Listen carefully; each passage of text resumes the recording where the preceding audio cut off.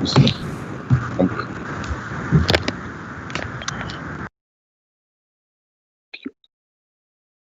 Can you unmute his line?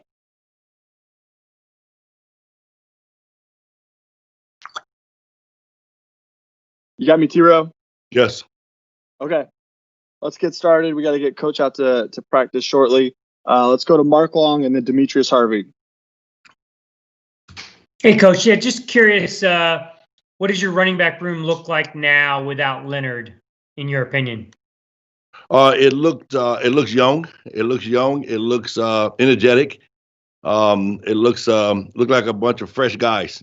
Just a bunch of big-eyed guys that's glaring to go. Just one opportunity. They wanted an opportunity, and I think they feel the opportunity is there. And a group of guys that's ready to go meet the challenge. Go prove themselves. And like I said, everybody in life wants an opportunity. I got a group of guys that's got a shot. They've got an opportunity here, and it's right before them. And then you were pretty much brought in to kind of mentor and guide Leonard. Are you at all disappointed that it didn't work out like you had envisioned? Again, I don't know if I was brought in to mentor Leonard or to bring Leonard forward or whatever that is. I hope I was brought in to coach the running backs. I hope I was brought in to coach that room.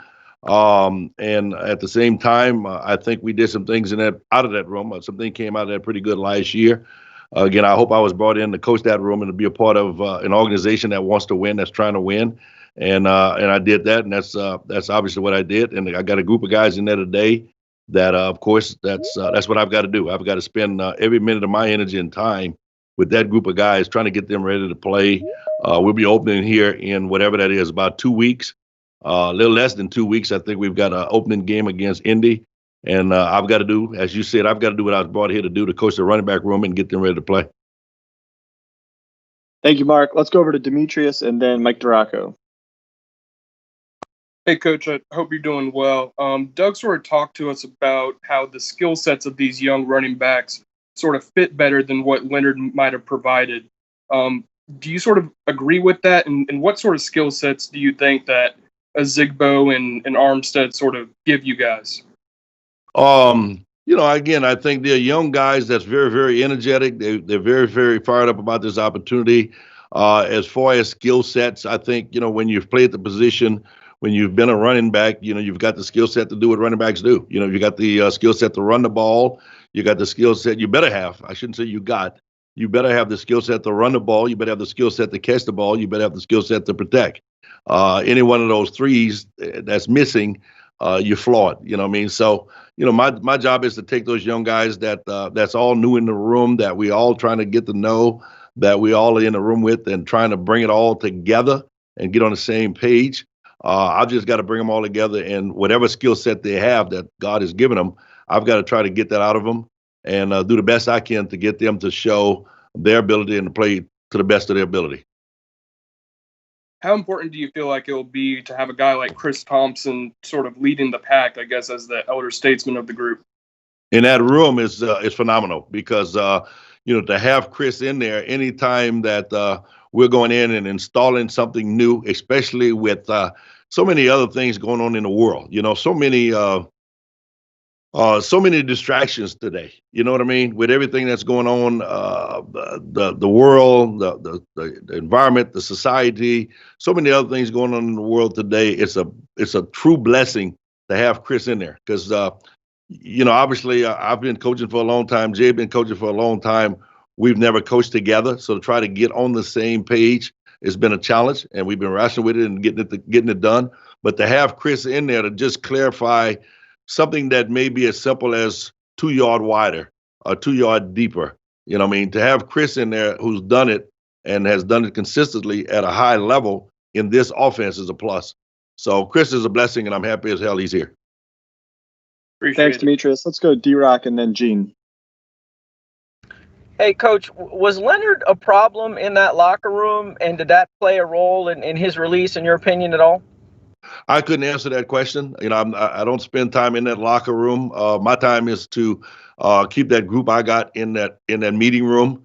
When it was time to go to the locker room, I was always, I guess I was a little bit late let my guys in the locker room. I can't speak for what was going on in the locker room. I don't know that. I don't know the dynamics of that. I kept my guys in my locker room as long as I could before it was time to go to practice to make sure that we were prepared and ready to go. So that was something I wouldn't be able to tell you about as far as what happens in the locker room.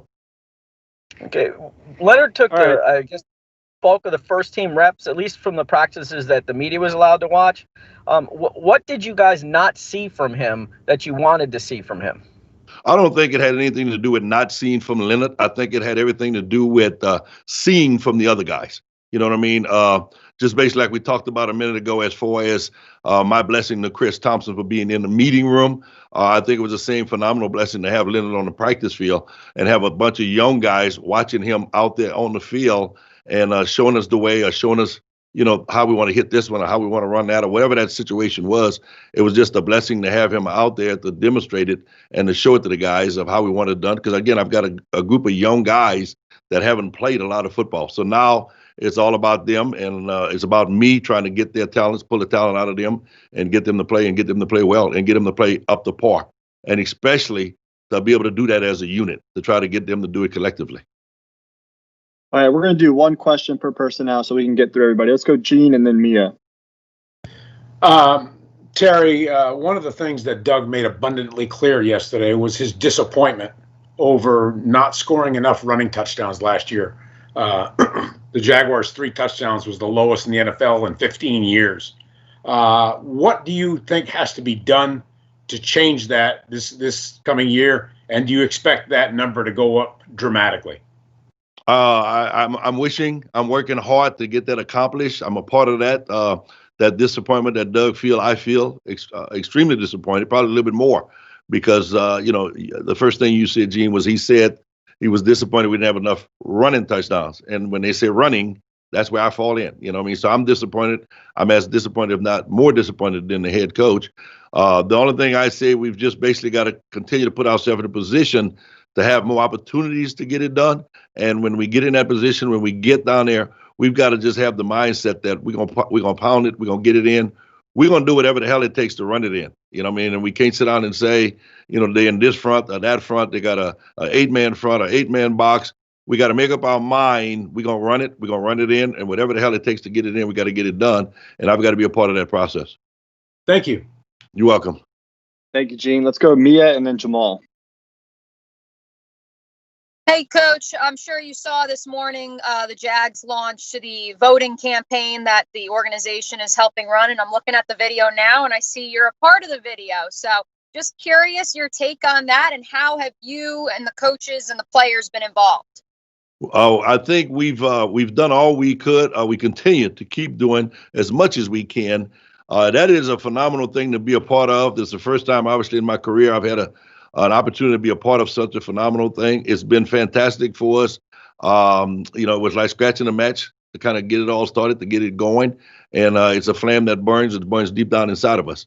I think it's a big, big plus to have the support of the head coach, the organization, the owner, and to have so many people at the top level that's kind of leading us and taking us to it. You know what I mean? So that's been phenomenal. I've enjoyed every minute of it. It's been, I think the difficulty of it has been to keep track, because there's so many things going on. It's kind of like what they say is you got one little fire burning here. When you put that one out, there's another one on the other side of the track, So that whole thing has been phenomenal. I'm happy as hell to be a part of it. I hope we can keep it going. And again, what started off as a little sparkle is certainly picked up into a big fire and a big flame. I hope we can keep it going. Thank you for the question, Mia. Let's go over to Jamal and then John Reed. What's going on, Coach? Have either one of the undrafted guys shown you anything so far through camp? No, I mean, all the undrafted, again, in my room, all the guys we've had in my room has been really, really good. We have not sat down one day and say, oh boy, he didn't get drafted. Oh boy, you didn't get drafted. All the guys in the room have worked. They've worked extremely hard. They have studied. They have prepared. They've been very, very attentive in the meeting room and on the football field. They've, like I told them, they've continued to do what they've been doing all their lives and just play football. I think the thing that's a blessing for them is I have, and I don't think anybody else in that room has treated them like a drafted or an undrafted guy. You know what I mean? We've treated them like a Jacksonville Jaguar. We've treated them like I've tried to treat them like a running back that's on the team for the Jacksonville Jaguars. We haven't sat down and say, well, you didn't get drafted. Well, you're a free agent. Boy, you ain't gonna make it. Oh, boy, you're not good enough. Every guy in that room is working like he was drafted. And I'll say we might not be, but every guy in that room has worked like he was drafted in the first round. It haven't really fazed them that I'm a free agent. I'm not a free agent. I'm a third-round draft choice. I'm a fourth-round draft choice. You know what I mean? Guys are very, very fired up, very enthused about the opportunity. And I think they all are doing a great job of coming together and working with each other and helping each other to succeed. Thanks, Coach. Okay. Thank you, Jamal. We're going to do 3 final questions here. Let's go John, Reed, Hayes, and then we'll finish with Jordan. Go ahead, John. All right, no problem. Go ahead. Have you spoken to Leonard since? What would be your parting advice? I can't hear you, John. You're in and out. Hey, John, we'll come back to you in a second, okay? Let's go to Hayes and come back to John. Hey, Terry, was Leonard late for your meetings, and was he attentive in your meetings? He was not late to my knowledge. No, I don't remember him being late to any of my meetings, and he was very, very attentive. Great, thank you. Okay. Thanks, Hayes. Let's go back to John, see if we can get the mic working. Can you hear me now? Yes. Yep, got you. Yeah, Coach. When was your last conversation with Leonard? Him like before he was released or afterward, and just what the advice that you would give him going forward? Again, I'm gonna try to play a little bit off of what I think you asked. When was my last conversation with Leonard? Is that what you asked me? Yes, sir. Yeah. Yes. Yeah. When was your last conversation with Leonard, and what advice did you give him moving forward? The last time I had a conversation with him, he and I were speaking, I think, on the field Saturday at the scrimmage. We spoke there. We talked about going out and playing fast and playing with energy and let's go play good and do a good job. We hadn't talked after that. Any advice I'd give to Leonard today would be continue to be Leonard. Go work hard. Do what you do. You've been playing football a long time. If you get another opportunity, go play football and enjoy it. Thanks, Terry. Let's go. Last question here with Jordan. Thank you. Hey, Coach. Devine and Reichwell were both with you last year. They're transitioning into a new offense as you are. How have they transitioned into Jay Gruden's offense? Devine has transitioned extremely well. He's the guy that's been a little sparky in the room. He's got some light in his eyes. You remember last year he ended up playing quite a bit for us in the last game against Indianapolis. He did some things extremely well. I'm looking forward to him to pick up this year against Indy right where he left off from last year. I don't want to sit down and say he's made the team, but from what he's been doing, if he continues to go and continue to look as good as he's been looking, I hope he can be here, play against Indy, and continue to do the things he did last year. As for Q, Raquel has been out. He haven't been in as much. He's had some little nicks and knacks that he's had to deal with. A sore groin, a sore hammy. So he's just basically been meeting with us more so on the computer. He haven't been out on the field doing a lot of work with us yet. He's kind of off to the side doing his work. Right. Thanks, Coach. All right. Thank you, Terry. I know you got to run out to practice. We appreciate the time. Thank you. All right, guys. Thanks a lot.